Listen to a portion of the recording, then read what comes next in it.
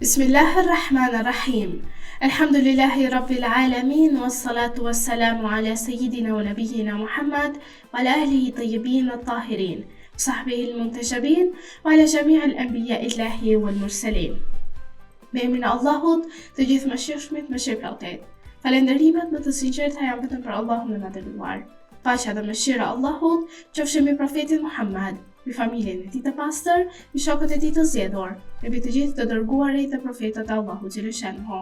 Të nderuar dëgjues dhe shikues, ju përshëndes me përshëndetjen e bukur islame, përshëndetjen e paqes. Assalamu alaikum wa rahmatullahi wa barakatuhu.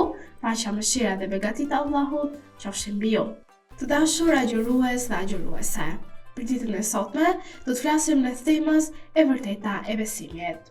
Është transmetuar nga profeti Muhammad sallallahu alaihi wasallam se ka thënë: besimi nuk është zbukurimi i jashtëm, as dëshirë e thjeshtë, por besimi është ajo që është e sinqertë në zemër dhe vërteton veprat.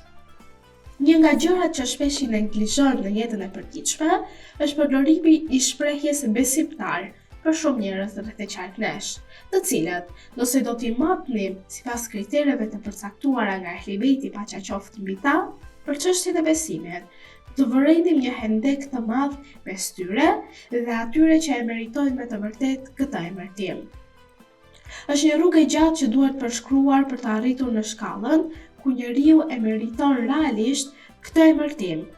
E vërteta që duhet thënë është se përdorimi i shfrenuar dhe i pavënd i këtij emërtimi e dëmton kuptimin e besimit, ja humbet besimit vlerën dhe e bën më pak tërheqës për njerëzit. Madje, u jep mundësi disa personave me synime vetjake që ta përdorin këtë petkë fetar për të arritur qëllimet e tyre.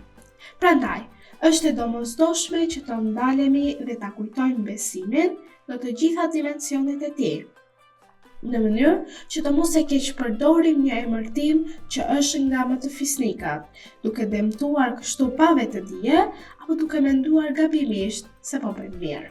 Në një hadith të transmetuar nga Imam Rizai paqja qoftë mbi ta, ai ka thënë se besimi është lidhje zemrës, shprehje me gjuhë dhe veprim me gjymtyrët tuaja. Nga ky hadith kuptojnë se ekzistojnë 3 shtylla themelore që duhet të bashkohen që një njeri të quhet me të drejtë besimtar. E para, besimi në zemër, një besim i brendshëm tek njeriu.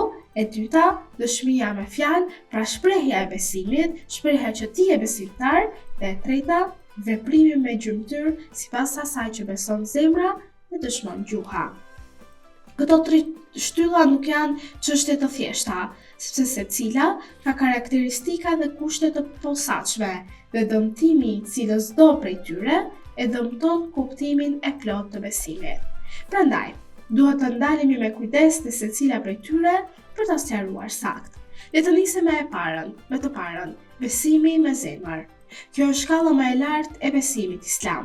Është ajo në të cilën konceptet janë të qarta, të pastra nga çdo dyshim dhe të rrënjosura fort në shpirtin e besimtarit. Njeriu është në gjendje të argumentojë me to, t'i mbrojë dhe t'i shpjegojë me bindje të plotë. Një besim i tillë është themeli i fortë dhe nisja e vetëdijshme e çdo sjelljeje të drejtë. Një njeri i tillë nuk është imitues si të tjerëve, nuk ndjek verbërisht rrugët e njerëzve, por ka mendimin, dritën dhe udhëzimin e tij që i ndriçon rrugën. Imam Sadiku paqja qoftë mbi ta ka thënë, sikur robët e Allahut ta përshkruanin të vërtetën dhe të vepronin sipas saj, por zemrat e tyre të mos ishin të lidhura me të, nuk do të përfitonin prej saj asgjë. E dyta, pasi folëm për besimin me zemër, që njeriu për të përshkruar besimin e tij duhet ta besojë një herë thellësisht në zemrën e tij, të jetë i sinqert me veten e tij dhe më pas ta tregojë dhe ta shpjegojë. E dyta vjen dëshmia me fjalë. Këtu do të kuptohet që gjuha të jetë përkthyesi i zemrës së njeriu. Të jetë një pasqyrë që reflekton atë që baton brenda thellësisë së tij. Nuk mjafton të thuash me fjalë atë që zemra nuk e beson, sepse shumë njerëz flasin me gjuhë, por zemrat e tyre qëndron në anën e kundërt të atyre që flasin. Prandaj, sipas Kuranit, besimi është 2 lloje. I pari një besim i qëndrueshëm dhe i përhershëm, dhe i dyti ai i përkohshëm dhe i huazuar. Allahu i lartësuar thot në Kuranin e shenjtë: Bismillahirrahmanirrahim. Ai është që ju krijoi prej një shpirti të vetëm. Ka prej jush që qëndron në vendin e vet dhe prej jush që është i përkohshëm. Ne va kemi sqaruar shenjat e atyre që kuptojnë. Ajeti 98 i surës An'am. Imam Aliu paqja qoftë mbi të na thotë se nga besimi ka lloje që janë të qëndrueshme në zemra dhe lloje që janë të huazuara me zemrave dhe krahërorve për një kohë të caktuar. Prandaj, kur të mos jeni të sigurt për dikë, pritni derisa t'i vi vdekja. Atëherë do të qartësohet kufiri i besimit apo i mohimit të tij. Dhe në një fjalë tjetër Imam Aliu paqja qoftë mbi të ka thënë: atij që veprat i përputhen me fjalët, forcoje për të dëshminë e shpëtimit.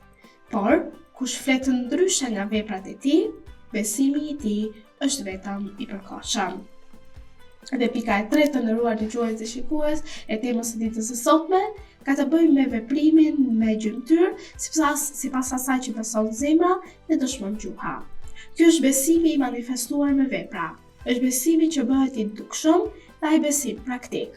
Besimtari i vërtet nuk është ai që vetëm flet, por ai që e tregon me sjelljen e tij besimin e tij më të bukur.